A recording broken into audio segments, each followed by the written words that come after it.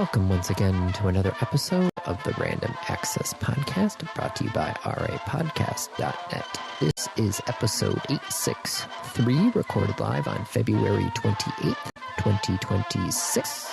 And here are your hosts, the man who normally has the problems with tech, Dave Pillay. Hello. And the man who has now had it up to here, Andy Lowe. Hi. So, what's, everything okay over there, Andy? Because when I connected, my audio was coming back to me from your microphone. Yes, and that is with my headphones plugged in.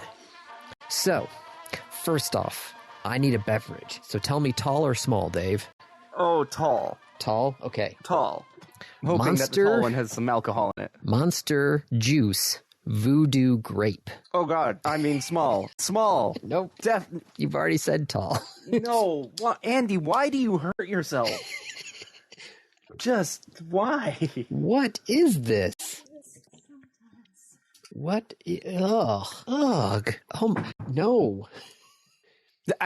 Well, Andy, what did you expect? I don't know. Something that didn't taste this bad. Oh, my God. Monster Juice Voodoo Grape. No. Oh. So small. Yes, small. Hold on. I should be like, I said tall. That's, if you're gonna go that way. No, don't. There is something in here that just All right, I'm gonna throw this out, and then I'll be right back. Okay.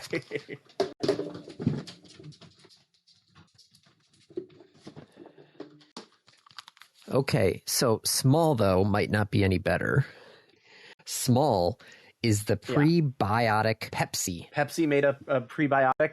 Yes. I don't know what that means. It means that Pepsi is falling into a trend trap. Yeah, what else is new? I mean, I don't usually expect Pepsi to fall into that. Well, it tastes like Pepsi, so it's better than whatever the shit that was before. Man, I'm trying to think the last time I actually had a Pepsi, though. That's a good question. I think the last time I had a Pepsi was when you could have Coke. Hashtag not sponsored. Well, it was just because, if it's a Coke restaurant, you have a Coke. If it's a Pepsi restaurant, you have Mountain Dew. No. Well, that's Pepsi restaurant, you have Dr. Pepper.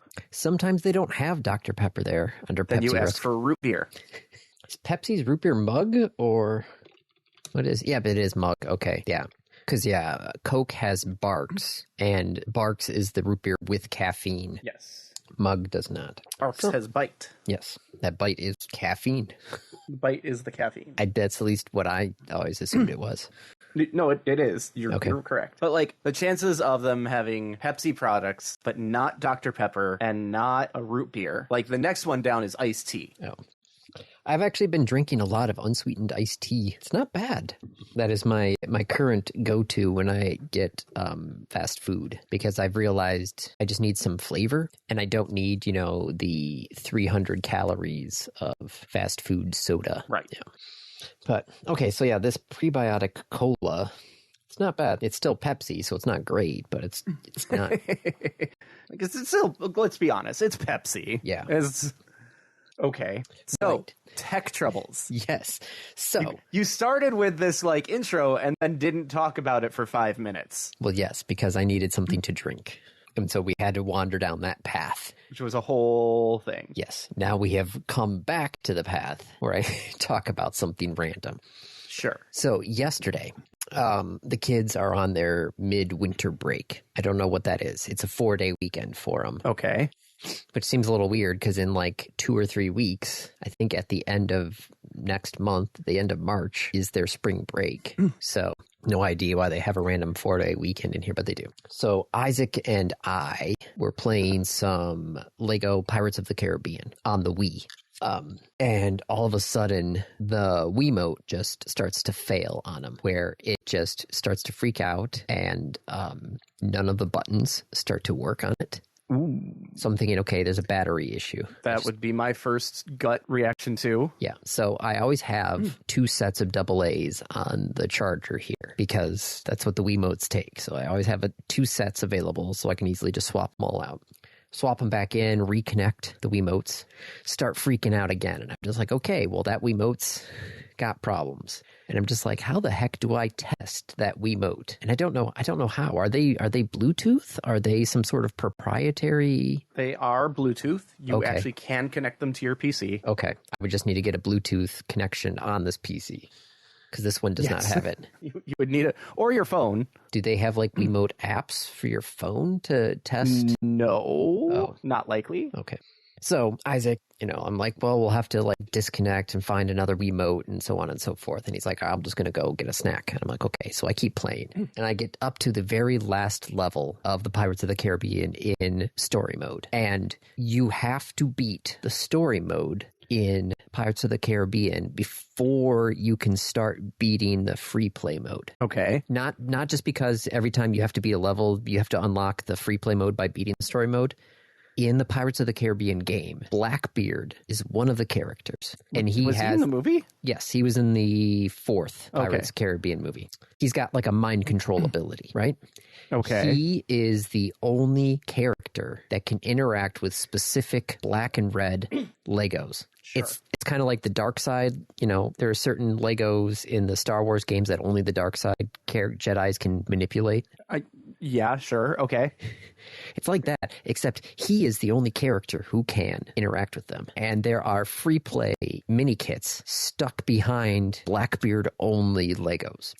And the only way to unlock Blackbeard is to beat the very last level in the fourth movie. So you have to literally beat the very, very last story level. Right. And then get 500,000 studs. And then hunt down Blackbeard in the little like central map level. And then beat him up and then pay him the 500,000 studs. And then you get him as a character. So it's kind of annoying because Isaac likes playing the free play because it's not story driven. You can just run around and do whatever. But I had to beat the whole story level in order to get him. I get to the very last level. I start up, I have to go through the cutscene. Can't skip the cutscene.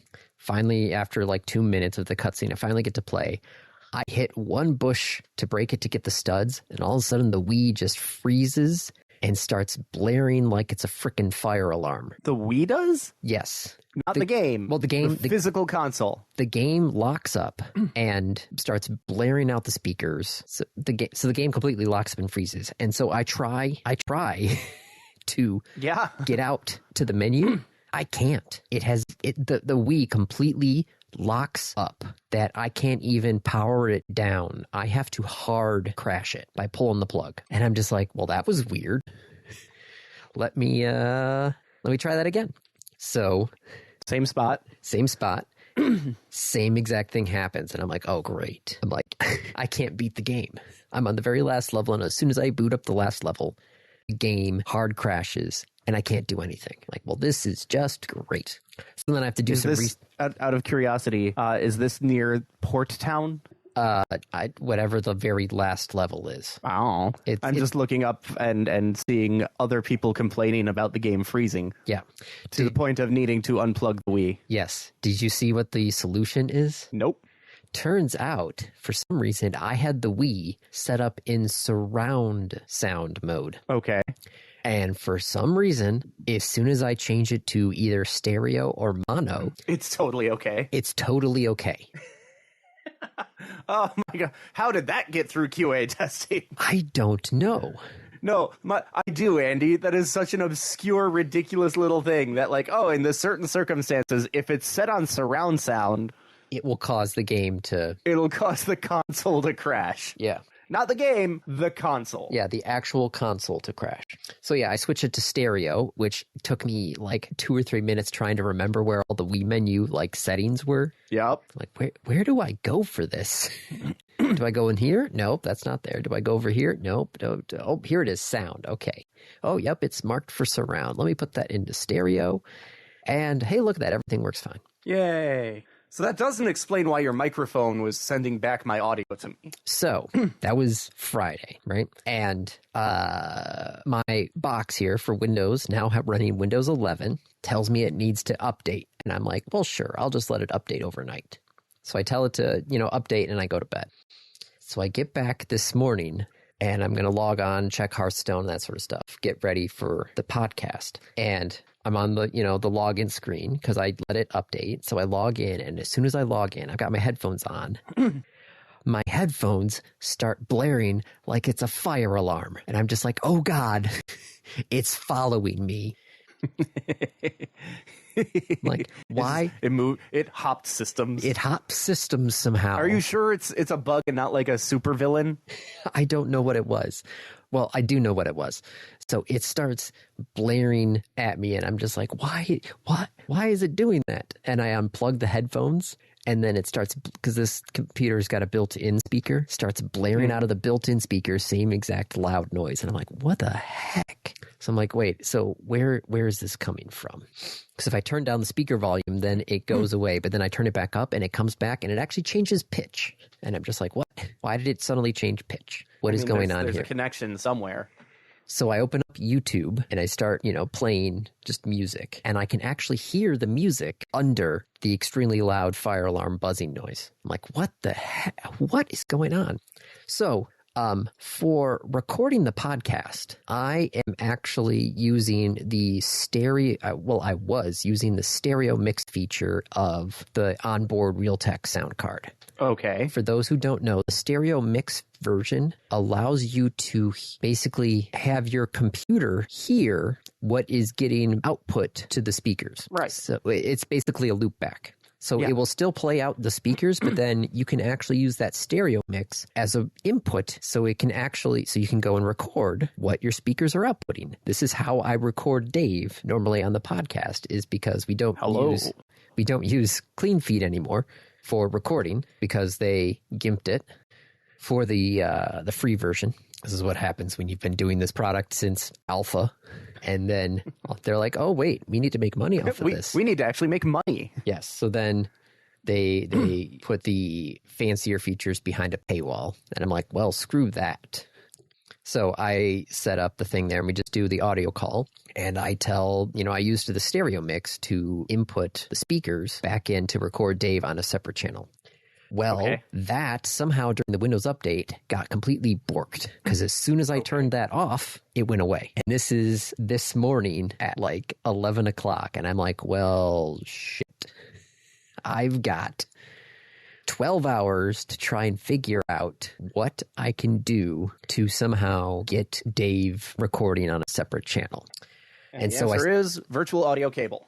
Yes, that is. Well, first, because I remember we had talked about being able to record using OBS, and OBS in its simple mode they specifically say we are a video recording software. So in its simple mode, it will record a black screen, but it will still be recording a black screen. So the audio files would be just ginormous because it's an audio and video file. Because it would be a video. Yeah, because it would be a video. Yeah. I mean, getting a Python script to strip the audio out of it would be, like, trivial. Oh, no, Adobe Audition can pull audio from video files. So getting the audio out of it would be trivial. It would just be, I would be pushing my computer, this little computer here, to the limit, because it's trying to do a whole bunch of video, and because I wanted to do lossless audio recording, and therefore it would try and record a high-quality video to go along with it. Too much. So then I tried to set, it turns out they've got their own FFmpeg encoder built into OBS, but for some reason, it kept crashing every time I would try and record just WAV files split. So I'm like, well, that's not going to work either. And then I remembered about virtual audio cable, because had used that many, many moons ago during the early days of the podcast for recording stuff. I think I used that for Skype. Wow, recording on Skype. That was a long time ago. That was Skype's not around anymore, is it? It got folded into Teams, didn't it? Basically, yeah. Yeah. So yes, I have brought back the virtual audio cable, which I probably actually, no, hold on, let me grab the random review webpage since I'm sitting here in the Google Drive. Virtual audio cable, episode 216 is when I reviewed it.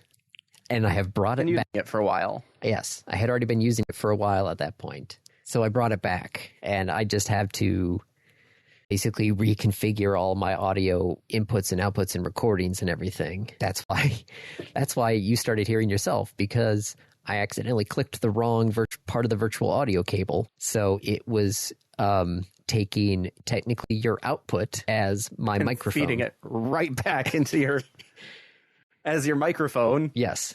So your output was coming over to my computer, getting fed back in as my microphone, and then getting shot right back to you. So I have fixed it. So we'll see how it goes. The audio levels are a little off on Adobe Audition, so I'll have to take a look at that later. But I do see separate waveforms for you and for me. So, woo! Oh my God. Half an hour later. 23 minutes and 56 seconds to be precise. Sure. Absolutely. All that to say. It has not been a fun day, fun 24 hours of me trying to figure out technology. Nope. And then I did get a new work truck. I saw. Which... I saw a picture. Yes. It is, I do believe, a 3/4 ton pickup truck. So it's big. Let's see. Is the Chevy 2500 a half ton? When they say a half ton or 3/4 ton pickup truck, I presume that's capacity and not weight. Yes, it is capacity. It itself does not weigh 1,500 pounds. Or perhaps it does, and in fact, maybe it weighs more. Well, the 1,500 is a half ton. I'm taking this from a Chevy dealer website. The 2,500 represents 3/4 ton, and the 3,500 represents 1 ton, which I do believe our steeplejacks are getting the 3,500s, which, whew. How much does the car weigh by itself, unloaded? Let's see.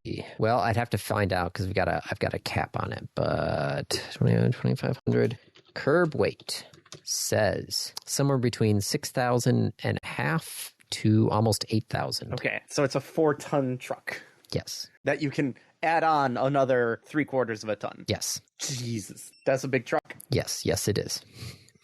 And of course, they gave it to me with none of the stuff installed, which is both a blessing and a curse, because I actually then get to set everything up as much as possible the way I want it. When you say none of the stuff, I have an empty center console that is the police center console. So I've got the rails and everything for putting in a radio, a siren, whatever else I want in that center console section. But the modem is not installed. The radio is not installed. None of the antennas are installed. They did install the inverter, so I do have that. And they did install lights into the cab in the back, and they installed the rollout tray on the truck bed. So I do have the basics, but all the rest of the stuff is not there. But my job is literally installing most of that those stuff. Sorts of things. Yeah, those sorts of things. And so it will be my job to install all of those into my truck. So Fun.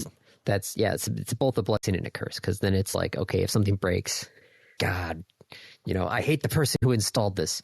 Oh, wait, that's me. Yeah. Oops. So yes, that's also why I randomly asked you that question about the 3D printing for because I want to get a cup holder for both my thermos and my 2-liter water bottle. Is it 2 liter? Yeah, it's 2-liter water bottle. I want to get cup holders for those so I can actually just set them in something rather than having them roll around. So I know exactly where I want to mount them to, and I think I have room. I just need to actually get something 3D printed so that I can actually mount them. Right. So, but that's congrats on your new truck. Yes. Thank you. It's not that Tahoe, which was good. It was okay to drive. It was just the fact that I had to try and work out of a vehicle that was not designed to be worked out of. Because literally it still had all the seats in it. So, I had to fold down the seats and I had to put stuff on top of other stuff and try and finagle everything in there. Now you have a pickup truck. Yes. And I still have to figure out how to finagle a couple more things into there if I really want them or not, but who knows? Yeah, but you have the entire bed to play around with. Yes. Well, sort of, because they do have that rollout tray, so that kind of takes up space. And the cap. You say this like I am familiar with it, but okay. There's a tray that rolls out. The problem is it's not as wide as the truck bed itself. And there are steel sides, so you don't accidentally roll it out and have everything spill off. So I kind of have to deal with that. And the cap that they have on my truck has little side pockets, one on each side. And those cut in, and those are narrower than the slide out tray. So I kind of have to build like a step pyramid of stuff in order to get it to all fit if I want to use as much space as possible. Mm-hmm. So I don't know. We'll make it work. I have the utmost faith in you, Andy. And at least it's not below freezing like it was when I had to transfer everything out of my old vehicle into the Tahoe. So I have that at least. All right. Well, should we hit topics? Yeah, probably. Okay. I just thought of a topic. Oh, it's on here. Good. The last one. Pokemon Day. It was Pokemon Day this week. Yes. And Isaac was having a blast. 30 years old. Yeah. Because I told him about it, and then he found the YouTube video of their stream, and he would like see something, and then he'd run over to me and tell me about it, and I'd be like, because he was a little late getting to it, so I already had heard everything. This, and this. Yep. And now he's like, can I get a Switch? And I'm just like, Switch 2. Yeah. Oh, yeah, because this will be Switch 2 exclusive, wouldn't it? Yep. Gen 10, Winds and Waves is Switch 2. Oh, I don't want to get a Switch 2. I mean, if you're doing Pokemon, you really need 2 Switch 2s. I don't want to get one, let alone 2 Switch 2s. Ugh. Yep, but yeah. So there was a lot in the Pokemon Day announcement. There are like new releases and new cards and Pokemon champions, and they made this big announcement about the next Pokemon World Championship tournament, which I think there's a regional one in Milwaukee or Chicago. So I may try and just like go to that just to see it the next time it's there. It's pretty cool. It looks like a really fun day. But the biggest announcement was the one that they left at the end, where they're like, well, that's all this stuff that we have, except we have one more thing. And like, this is the thing that everyone was expecting. Yep. Like, yeah, you're one more thing. That you do not get a Steve Jobs moment for announcing that. That's not what you do. The one thing we all knew was going to happen, and we were just like, right. Oh, if it hasn't happened yet, it's going to happen, you know. So the one more thing was the announcement of Pokemon Generation 10, the next mainline game, Pokemon Winds and Waves. Did they announce how many? I forgot to look into this part, but did they announce out any new Pokemon outside of the 3 starters, or no? No, okay. Just the 3 starters. We don't even know what those starters evolve into. Well, it's just, here are the starters. Well, one of them looks like they stole it directly from Angry Birds. the Browlet or whatever. Brout, because it's a sprout with brows. Yes, looks like it. They pulled it directly because we had just watched both the Angry Bird movies, and Brout looks like he could fit into the Angry Birds game and movie literally as is. Yeah.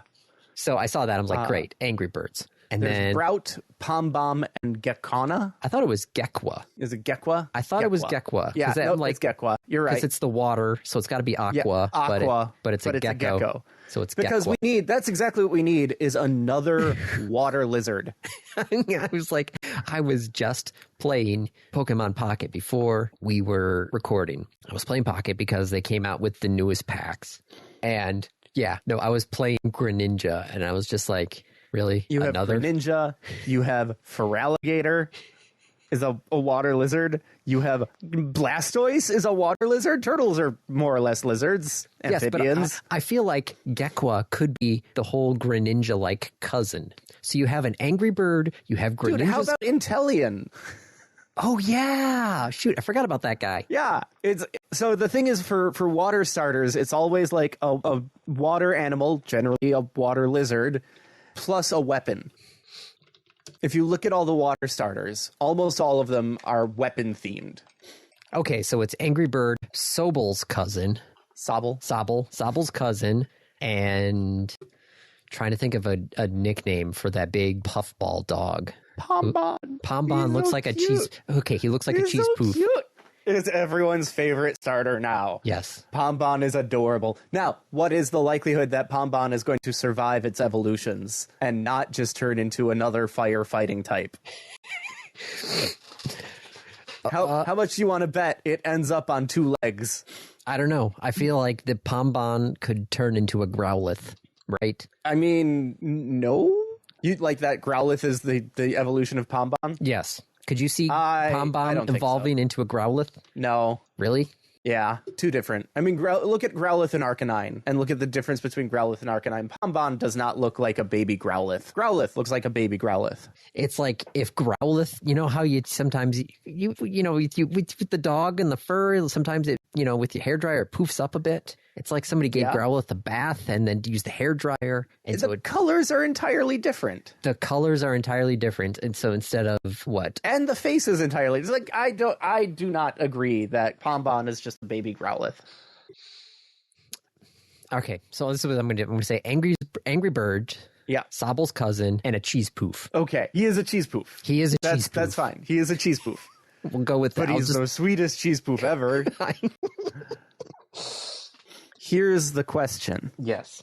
What's the question? All of the Pokemon games take place in a region based on somewhere in the real world. Okay, but there already was the islands one though, right? That was Hawaii. Pokemon Sun and Moon was Hawaii.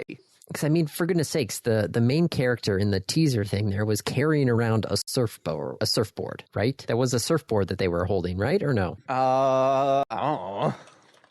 Let me find out. To me, it looked like the person had, because I mean, for goodness sakes, it's called Waves. Winds and Waves. Yeah, Winds and Waves. Right. So in my head, I'm just picturing I see palm trees behind the starters. Yep. I'm like, how is this not just another Sun and Moon? Well, Andy. Yeah? Andy, my friend. Yes. My compatriot. Yes. Are you perhaps trying to make the assumption that all island nations are the same? In the world of Pokemon? Yes. So, like, Hawaii would be the same as, like, Cuba? Or Indonesia? I'm saying right now, if I thought... Or New Zealand? I'm saying that in the world of Pokemon, I feel like you're gonna get similarities between this and Sun and Moon. But when I say that they base the region off of a real world location, I mean that they base it off the real world location. Like the mannerisms, the architecture, the Pokemon themselves, like that's all based on that place. Okay. So it's not just like generic island. No, like Hawaii is going to be very different than the Philippines. Yes. No, I'll give you that. Yes. So you're trying to figure out what. Clearly, it is an island nation. Yes. But where? Well, you have palm trees, so you definitely got to have a tropical island. I would hope so, because if it was like an atoll off of Alaska, it would be a very different game. Yes.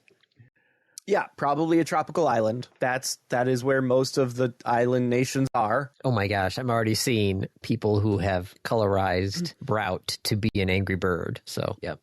That's adorable. I'm guessing, personally, like Caribbean. A lot of the things there had a very Caribbean feel. Although it looks like I missed a lot of stuff that says it's heavily inspired by Southeast Asia, like Indonesia, the Philippines, and Malaysia.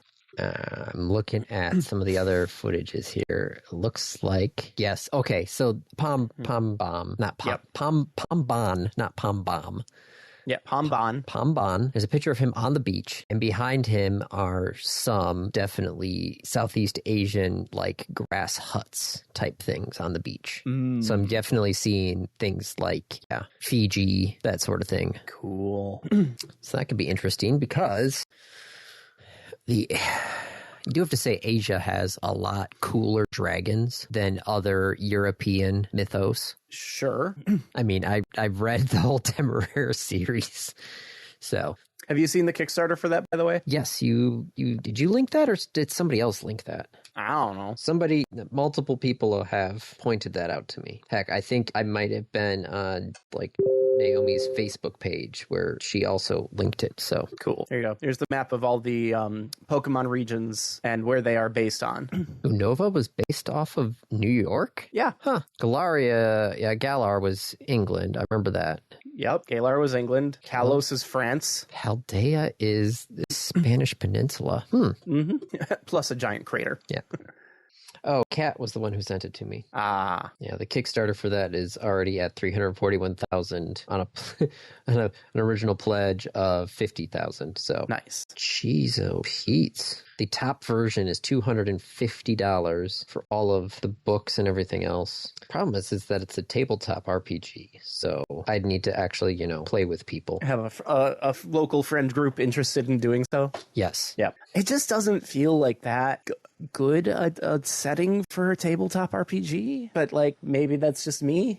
It's basically all the times you have some sort of like steampunk D&D campaign. Do people play the dragons, or do they play people who might have a dragon? Oh, that would be an excellent question, because the dragons definitely have their own personalities. So yeah, maybe they played I don't know. I'd have to look at the book, but this was just kickstarted, so there really isn't anything. Not a lot of information out yet. Nope. Well, let's see. What other news do we got video game-wise? I think we just got one other topic, video game related, was that... What's that? 5 years ago, yeah, Tencent announced a game studio called Team Montreal. Okay. Led by the former Assassin's Creed creative director, and they were working on a open world RPG. They've been working on it for 5 years. It was just announced that Tencent was shutting down the studio. Did they give a reason? Nope.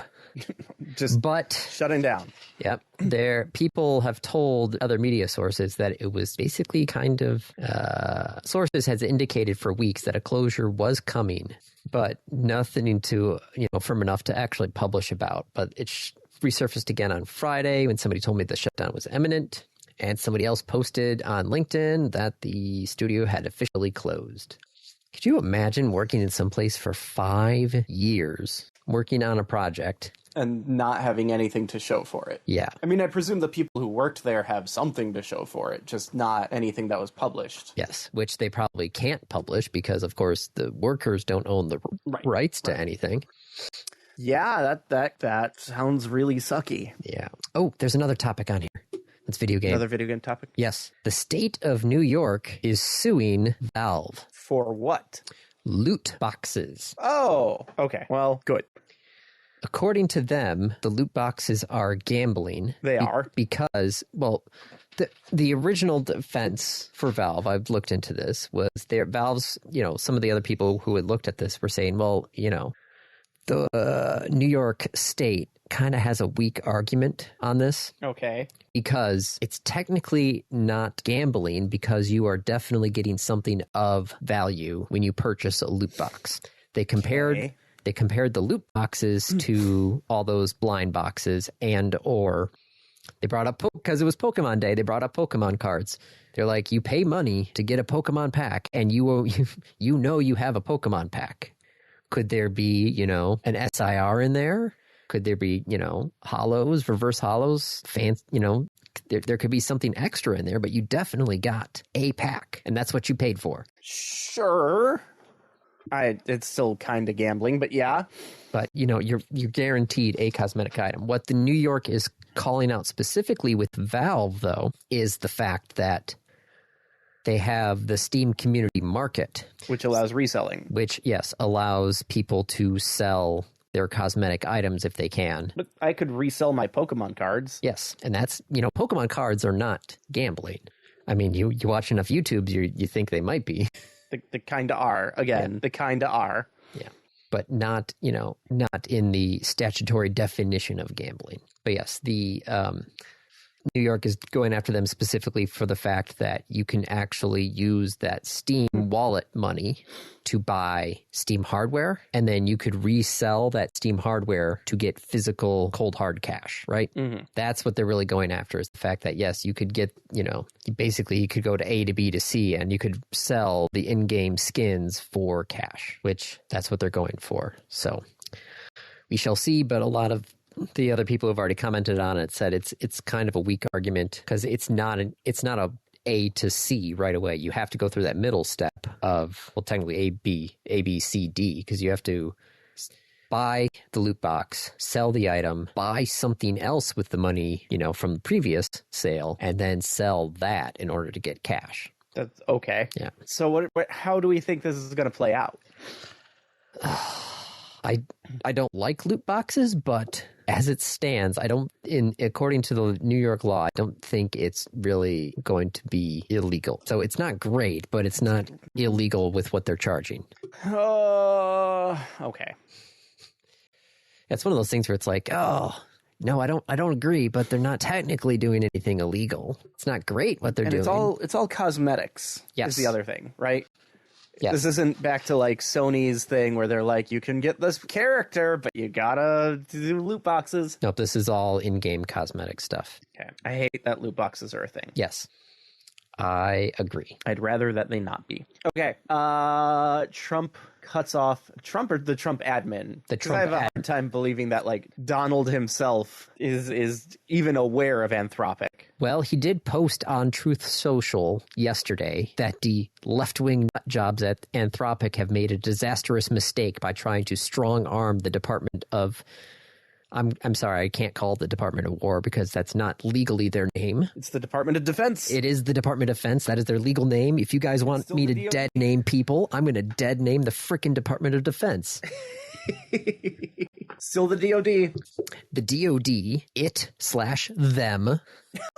Yes. Thank you for using the appropriate pronouns for the Department of Defense. Yes. Wanted to change the deal they had struck with Anthropic because they use Claude for classified materials. Okay. It was a $200 million deal signed with the Pentagon last year. Several custom AI, known as Claude Gov, that had technically some fewer restrictions than its regular ones. Interesting. Probably because if I ask Claude to plan a military operation, it's going to be like, don't know if I can do that. Yes. Okay. And then they wanted to have even fewer restrictions. Yes, they wanted to basically, I forgot exactly what the Hegseth had said. Hegseth gave the company until Friday to commit to changing the terms of its contract to allow all lawful use of its models. Like controlling weapons. Yes. Surveillance. Those were two of the things that Anthropic was very clear about, was that they didn't want to use it for mass surveillance or for any sort of lethal weaponry. Yeah. This is how many different like AI takeover movies and stories begins with this as the plot. Yeah. Military wants to use AI in a way that the AI builders / growers said, no, you really don't want to do that. And the military's like, but we kind of do. And then they're like, hey, AI, these are not lethal bullets. They're friendliness pellets. and you get to deliver friendliness pellets. And then the AI murders something. And then it's like, oh my God, what have I become? I guess I'll kill everyone. Do you people not watch movies? So, yeah, Hegseth wanted it all lawful use of the technology. Anthropic objected to the change, claiming that it could allow AI to be used to fully control lethal autonomous weapons or conduct mass surveillance on U.S. citizens. So, Friday came and went. Trump posted on Truth Social that they are going to have a 6-month phase-out period for agencies using Anthropic. And then, of course, OpenAI jumped right in and said that they had signed a deal. Sam Altman posted that his company had reached an agreement allowing the Department of Defense to use the OpenAI models in the department's classified network. No, Sam. But he also posted there that, where is it on here? Altman claimed in a post on X that OpenAI's new defense contract includes protections addressing the same issues that Anthropic was upset about. Two of our most important safety principles are prohibitions on domestic mass surveillance and human responsibility for the use of force, including our autonomous weapons systems. The DOD agrees with these principles, reflects them in law and policy, and we put them into our agreement. So somehow they were upset with Anthropic, but then agreed to OpenAI with the same safeguards in place. As had been with Anthropic? As had been with Anthropic, so I don't know. They don't know what they're doing. They just know they want money. Yeah. And they want to be able to do whatever they want to do. And so yeah, that's going on. Okay. So yeah, we'll see how this all plays out. Other government news. Artemis? Yes. So, I last time we had talked about how Artemis was go for the March launch. Yep. But it turns out that the helium bottles in the second stage, No. there was an interruption in the helium flow in the second stage. Teams are troubleshooting that, but they were trying to purge everything. The system did work correctly during wet dress 1 and wet dress 2, but after wet dress 2, the team was unable to get helium flowing through the vehicle. So the vehicle's in safe configurations. They purged all the stuff there, and accessing and remediating any of the issues can only be performed in the VAB. So they will roll it back, and since they have to roll it back to the VAB and work on it, the March launch window is out of consideration. Yep. God damn. So everything went fine with the wet dress rehearsal too, and then afterwards they're like, wait a second, this isn't working right.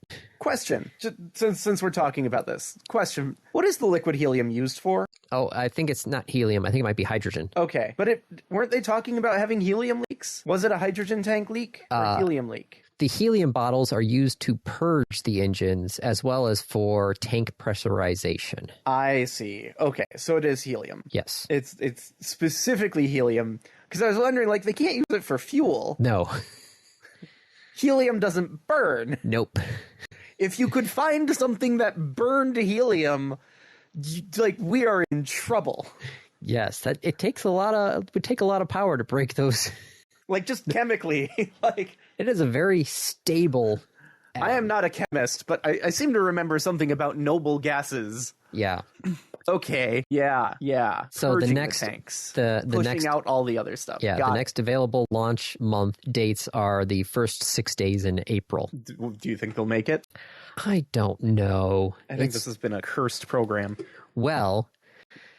After all this came out, Isaacman announced some changes to the Artemis program to try and speed up the return. Yeah, because once again they have a fear of China getting back to the moon before us. I mean, they basically have, right? Like, yeah. So NASA must standardize its approach, increase flight rate safely, and execute on the president's national space policy with credible competition from our greatest geopolitical adversary increasing by the day. We need to move faster, eliminate delays, and achieve our objectives. I feel like most of the time when NASA tries to speed up and eliminate delays, things go boom in the wrong way. Well, it's yeah. Look, you've two options if you want to move NASA faster: make NASA more like SpaceX, or nationalize SpaceX. I'm telling you, if you nationalize SpaceX, you will be moving real fast.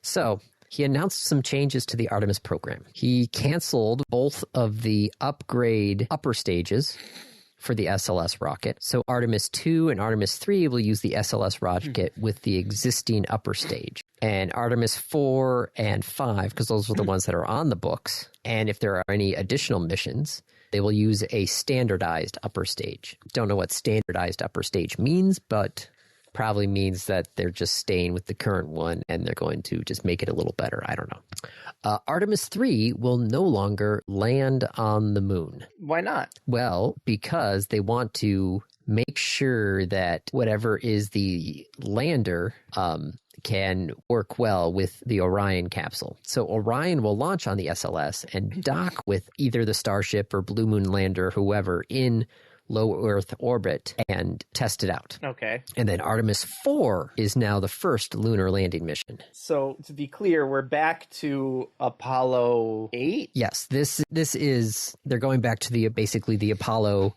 test a little bit, test a little bit, test a little bit, test a little bit more, a little bit more, a little bit more, a little bit more. But they were hoping to get Apollo 11, and yes. Now they're back to Apollo, I don't remember, I think 8 was the first one that actually went to the moon? 8 went around the moon, yes. Yeah. That was, because Lovell was the commander on that one. So yes, 8 went actually around the moon, which that was actually the farthest humans have ever been, because they took such a wide arc around the moon that they have been farther than any of the other Apollo missions. So they hold the record for furthest humans from all other humans. Yes, until Artemis 2 launches. Then if Artemis 2 goes around the moon, the Artemis arc, if I remember correctly, is actually going to be farther than the Apollo 8 arc. So then they will actually now hold the record for farthest humans have ever traveled. for whoever ends up on that mission. Yes. So yes, they want to try and standardize the SLS rocket into a single configuration and make it as reliable as possible, and to launch it as frequently as every 10 months. Because the people point out that, the timing between Apollo 7 and 8 was only 9 weeks. And I'm sitting there thinking, okay, what percentage of the U.S. budget was Kennedy dumping into the Apollo program at that time, where you're able to launch Apollo 7 and Apollo 8 within a couple of months of each other? A lot. Much more than we're doing now. Yeah. No surprise, as all the agency's key contractors are on board with the change, because they probably smell blood in the water and be like, oh, you guys want us to go fast? That might cost you. Yep. So bad. Oh, yeah, here we go. Okay, Apollo 7, low Earth orbit test of the Apollo spacecraft. Apollo 8 was the lunar orbit. Apollo 9 was a low Earth orbit with the lunar lander. And then Apollo 10 was a test of the lunar lander descending to the moon without touching down. Yeah, I still remember. Wait, so 10's lander actually did go down. It's just no one went with it. Well, no, they basically went down and then came right back up again. In the lander? Yes. If I remember correctly, they basically descended but didn't touch down, and then basically just they started going down and they're like, reverse. Well, there was the joke, I do believe, with 10 was the fact that the guys in the lander were joking on 10. They're going like, oh, well, if we have a problem, we're going to have to land on the moon and then, possibly have to get out and check the lander. We're already there. We came all this way. But yeah, so they're trying to go back to the Apollo plan. Okay. Oh, this will be interesting, though, is the fact that the vehicle currently uses a modified Delta IV upper stage manufactured by ULA, but that rocket production line is closed and NASA only has 2 more of those stages. And if they're canceling the other upper stages, they will now have to procure a new stage. And they will seek a standardized upper stage, whatever the heck that means. So much for moving fast. Yeah. I wonder if they're probably going to try and get something similar to the Delta IV stage, because if I remember correctly, the new upper stage was going to have to require a new launch tower. So I wonder if they're basically going to go out and be like, okay, here is the launch tower. You need to, let's find something that can work with this that is already available. What else should we talk about, Andy? Oh, there's ULA's already got a replacement for the Delta IV called the Centaur 5. While this is not a drop-in replacement for the current stage, modifications could be made to the core stage of the SLS rocket and its launch tower to accommodate the Centaur 5. Okay, so there is something out there that could work. Maybe. We'll see. Let's see what else we got on there. Oh, the Warner Brothers merger. Yeah. Corruption at its finest. So there was this whole Paramount offered, Warner Brothers board said no. Paramount counter-offered, Warner Brothers said no. Paramount counter-offered, Warner Brothers says no. Back and forth. So finally, about a takeover attempt from just from the shareholders. Yeah, there was a whole bunch. Paramount really wanted Warner Brothers, so Warner Brothers finally said, "Give us your final offer. Period. Give us your final and your best offer by Friday. Period." So Paramount did that. They increased their bid to $31 per share for everything. Paramount would also pay the termination fee, will pay the $7 billion regulation termination fee that would arise should Paramount Warner Brothers fail in merger. Mm-hmm. Paramount said they would also pay 25 cents per share for every quarter that the deal doesn't close starting on September 30th. And Paramount also agreed to pay the $2.8 billion to Netflix for the termination of that deal. So $31 per share. Is going to Netflix and saying, if we just give you money, will you go away? Well, that was part of the thing, was the fact that Warner Brothers, if they break off the merger, will have to pay Netflix $2.8 billion. Okay. That was part of the Warner Brothers Netflix agreement that was already on the books. So Netflix was offering $27.75 per share for a smaller part of the business. So Warner Brothers that said this, Paramount came in and says, this is our best offer, $31 per share plus all the other stuff. So Warner Brothers went to Netflix and said, okay, what do you got?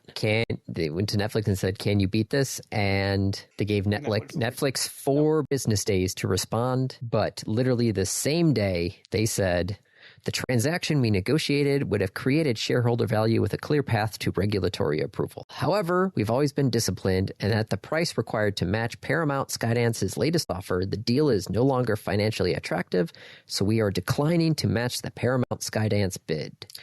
The merger was always a nice to have at the right price, not a must have at any price. Interesting. This is all such ridiculousness, though. So Netflix is going to take their $2.8 billion and go home. Yep. But yes, no, the Warner Brothers board, now that Netflix has stepped away, says they are voting to adopt the Paramount merger agreement. So great. And the consolidation continues. Yes. Soon there will just be a TV company. Sorry, entertainment company. State-owned broadcasters. It's like the BBC, but worse. Because they won't actually be state-owned. It would be privately owned, but really aligned well with half of the government. So we'll see if that all happens. And we'll see if they get approval, which, because they've got the name recognition, probably will go through, but we'll have to see. Yep. Let's see. People are predicting that smartphones are going to decline. That's an interesting prediction.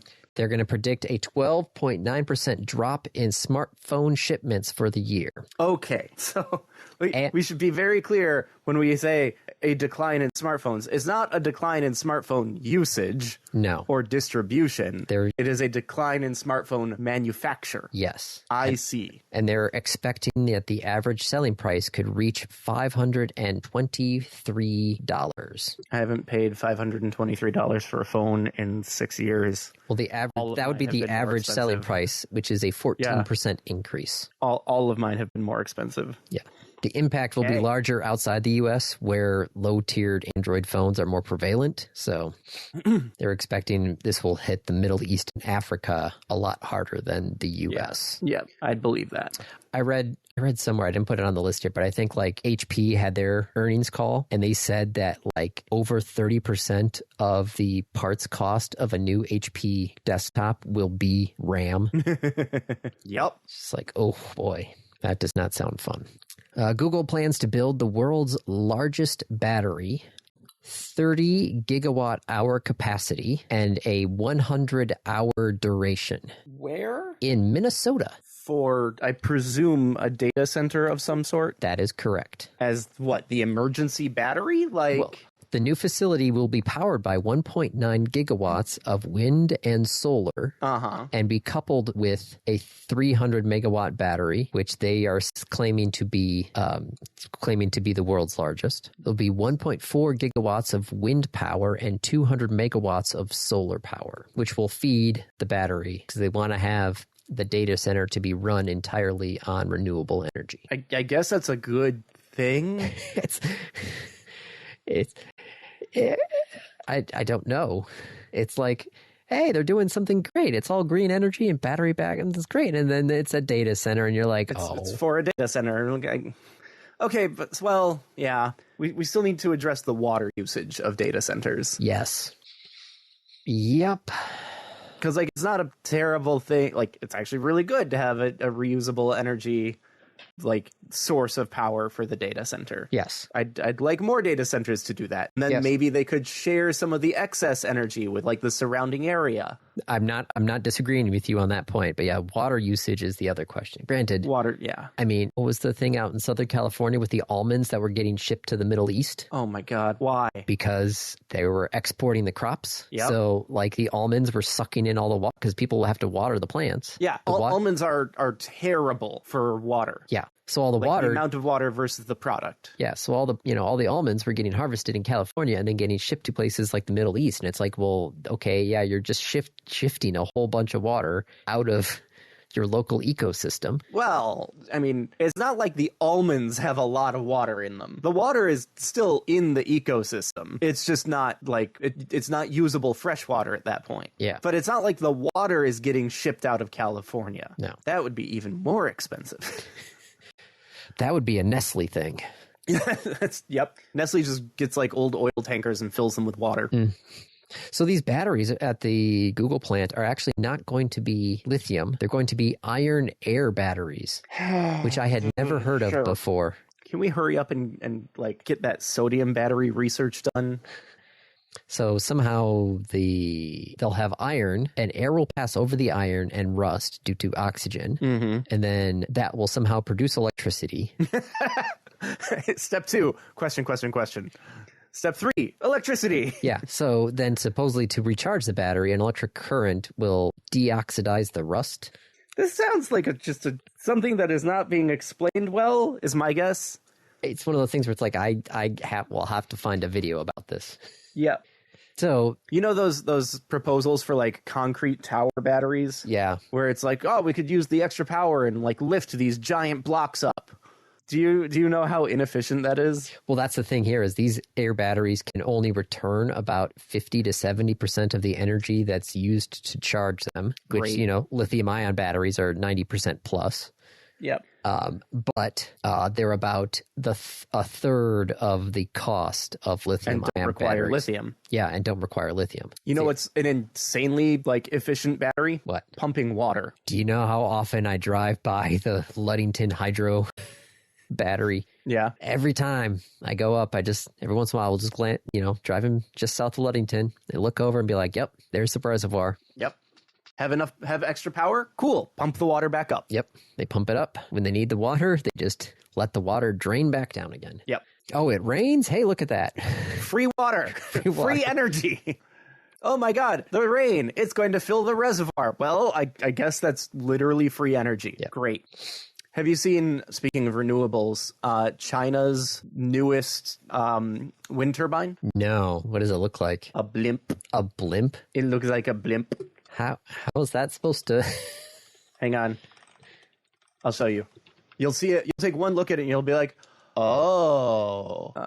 Copy image. This is the older one. So is this where's the newest one? There's the newest one. So wind speed at the ground is actually like terrible. Yes. Nope. That's why windmills are so high up.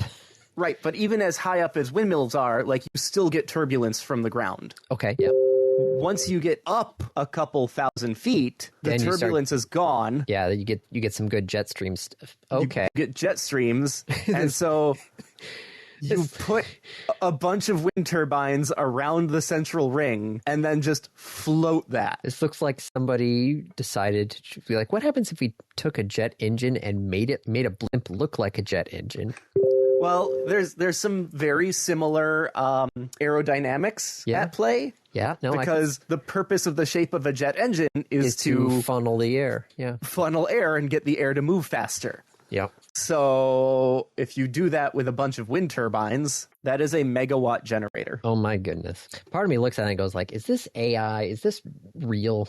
No, this is real. Yeah. This one is real. The S1500, 197 feet long, 131 feet wide, and 131 feet tall because it's a circle.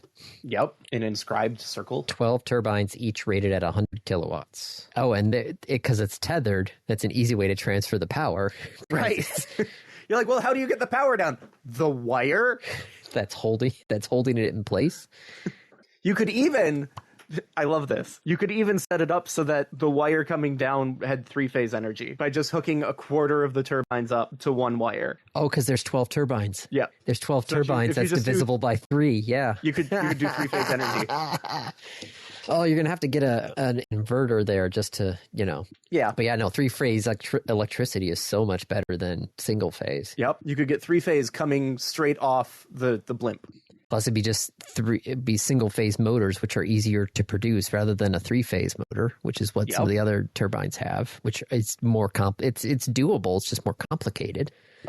So, interesting on that one. All right, Dave, it's after 1 o'clock. We need to wrap this up. Sure. So, my random review. Random review. So, I had reviewed that heated vest a couple of weeks ago, right? Okay. And I had talked about, how I was looking for heated gloves because I have that thing where my fingers tips go numb when they go cold. Renaud's. Yes. Yes. So I started looking into heated gloves because that's a thing.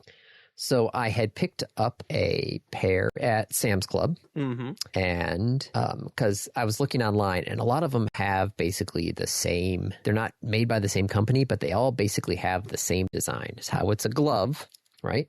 And the wrist part kind of extends down like a gauntlet a little bit. I think is that what the part of that's like the wrist thing would be, like a gauntlet, right? The wrist thing would be a gauntlet. Isn't that what a gauntlet technically is? Is the I extension think the of gauntlet is the glove itself. I think there's a different term for what you're thinking of. Okay, so a gauntlet is a stout glove with a long, loose wrist. Armor. So these heated gloves are more of a gauntlet. Okay. Oh, the part of a glove covering the wrist is also known as a gauntlet. All right. So it's less of a glove, more of a gauntlet. Okay. And all of the battery packs, because you need a battery pack for this thing, Yeah. is stored in that gauntlet part, The wrist part. the wrist part. Yeah. Which I wear a watch, and I like wearing the watch. Mm-hmm. So the watch plus the battery pack on the wrist of this glove was hurting my wrist. Ooh.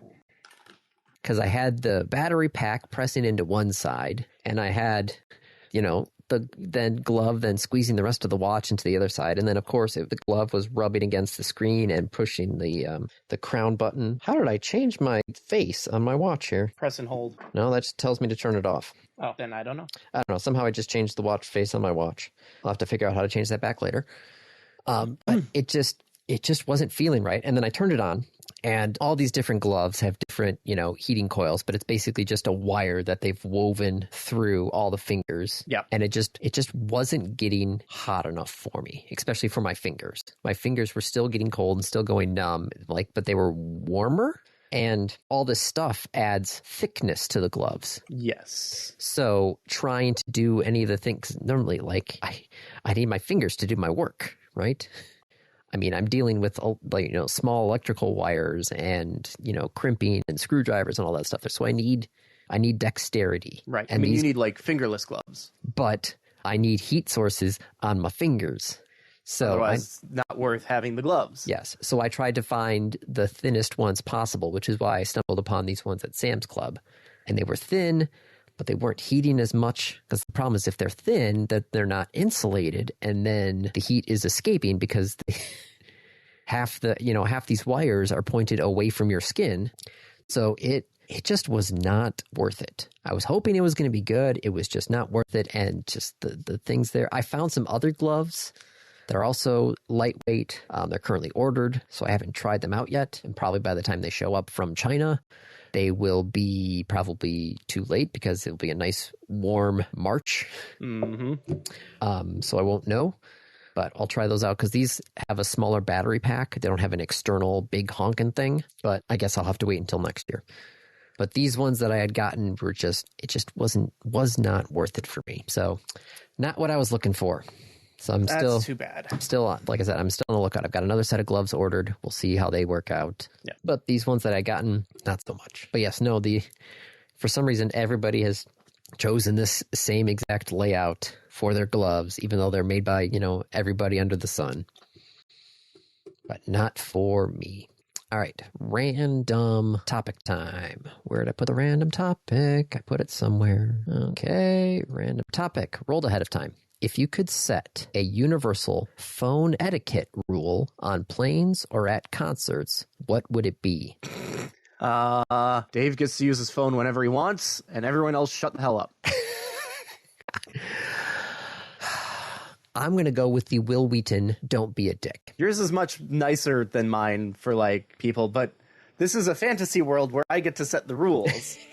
And there wasn't said that I had to make rules that, people would rebel against, or that there'd be consequences. So, yeah. No, your rule is... my phone whenever. Everyone else should just shut the hell up. It's like one of those things where at the concerts, it's like, don't be a dick by holding your phone up the entire time recording the show. If you want to record the show, go buy the recording. Yes. I've seen that a couple of times where people are like, if you would like a recording of the concert done by our professional, videographer crew that is out there, recording it for audio. Yes. with the, yes, audio pulled straight from the mixing board, Right. you know, you can do that. It will cost you something, but it will be professional grade. And not just this one video on your phone that you will never watch again. Yes. Yes, but then it's also the people who, you know, on planes or on buses or on trains who are using a speakerphone. It's like, Trains, I think that's actually, I don't mind that as much. Planes, you're usually way more, like, you're stuck, right? Yes. But I'm like, earbuds are cheap. Yep. Earbuds. I also like the airline's rule about, like, hey, the flight started, no phone calls. Texting, whatever, fine, totally okay. But, like, don't be on the phone. Well, the phone stuff will just, that really stresses out the cellular network because you're hopping from tower to tower to tower to tower to tower so fast. Well, not once you're in the air. Well, yes, that's true. You shouldn't be, like, able to reach a tower. Well, it depends on how high up you are because, I mean, you are technically line of sight. So Yeah, but the tower, like, Andy, we talked about 5G and that it was a really limited, like, range. yes, 5G, but yes, this was more of a concern back in the old days. Currently, You're not flying low enough to hit a 5G tower yes. until you're coming in for a landing. It's rare enough that I get a decent GPS signal while I'm on the plane. So yeah, I'm just going to go with it. Just don't be a dick. If somebody comes up to you and says you're a dick, then you need to stop doing whatever you are doing. That's the rule. It's like if somebody is pissed off at whatever you're doing, you must stop. I urge caution on blanket rules like that. Just putting that out there. Why is that?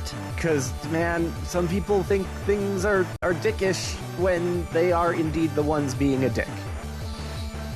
That is true. So, like, just be aware. I think that's my biggest advice. Be aware. All right. Well, on those notes, that's a wrap.